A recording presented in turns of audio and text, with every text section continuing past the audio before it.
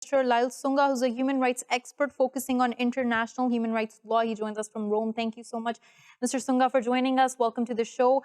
Now, Professor Sunga, as we've been talking about all of this, and you might have heard the last bit of conversation with Mr. Munir here, that this is new territory even for the United Nations. So for them to have that urgency that is expected of them is perhaps too much of a reach. But just seeing how they have been responding to the refugee crisis, to the migration crisis, not just before, not just during this pandemic, but before it, do you feel like they have shown the urgency that is needed to match the enormity of the crisis in the world?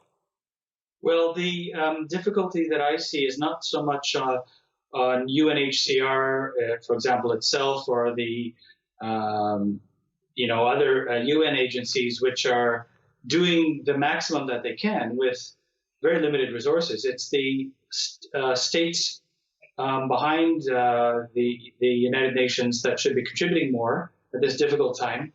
And when we have this kind of crisis that has come up in the last couple of days, for example, of these 500 people adrift at sea,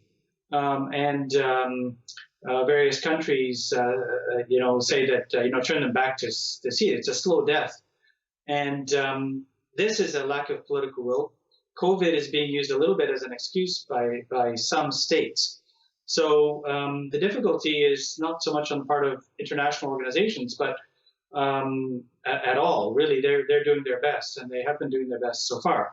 But it's the states that need to support this, and especially those that have a responsibility for search and rescue under international customary law, and to make sure that people are not turned back to places where they're going to risk their lives from well-funded persecution, which is the case of Myanmar, obviously, which is the main culpable here.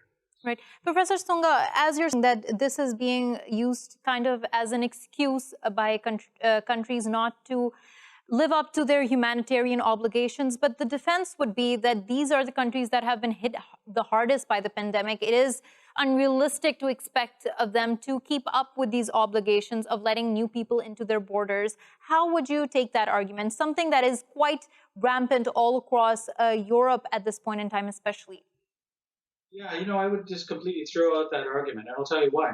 It's because first we have to take care of people who are right now starving and dying of thirst. Then we'll sort out the logistical problems. Then we'll figure out the financial issues and who goes where, etc. But if there's people dying and they're being dumped off at sea, that's the urgent problem. They have to be taken care of.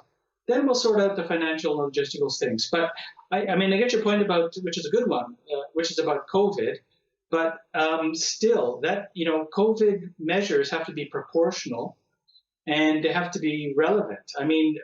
There's a bunch of people who are at immediate risk of dying. They are dying, and then the COVID issue will be taken care of. So there has to be measures taken. There have to be, for example, the medical issue and anti-contagion issues, et cetera, et cetera. So nobody's saying that, everybody can, each state has to allow everybody just to walk in, but they have to be rescued from sea. They have to be given safe haven. They have to be taken care of. And those that need medical assistance, which are many, have to be taken care of. This is a basic humanitarian issue, and it's a human-to-human issue. So I wish that politicians would forget that they're politicians and think of themselves as if they were ever at risk, they would need that type of care. So it's really a moral, ethical, and humanitarian issue first, and the legal and financial stuff we'll figure out later in a way. Right. Professor Sunga, I agree with you there that there is a need for greater empathy, but unfortunately that seems to be put on the back burner when we talk about law and policies, especially related to to the territory of a nation. Now, when there are allegations and when, as we have been seeing, human traffickers are exploiting the situation, taking many of these refugees to these places, and that is also one of the defense that is used, that you have a right to deny certain people entrance into your borders, especially during a time like this. Is that another complexity that you see within this issue, or do you feel like that also is being used and is as an excuse?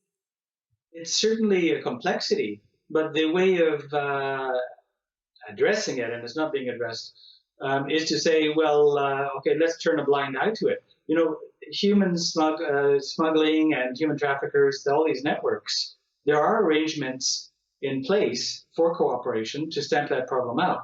And it's a very difficult issue, but, you know, there are measures that have been developed and cooperation agreements in place. So saying, well, you know what, we don't want to deal with this thing anymore because there's this crisis or that crisis is extremely short-sighted, because you're just going to get more of this problem later on, unless police cooperation and maritime cooperation and mutual cooperation in criminal matters, which is what forms the basis for an effective response, continues on human trafficking. So if you find a problem, it's not there's no solution to say, well, we're going to ignore it, it's going to go away. No, actually, human traffickers get that message and they step up operations. More people are victimized, and you have a much worse problem. Very in the short and medium term, it happens very quickly.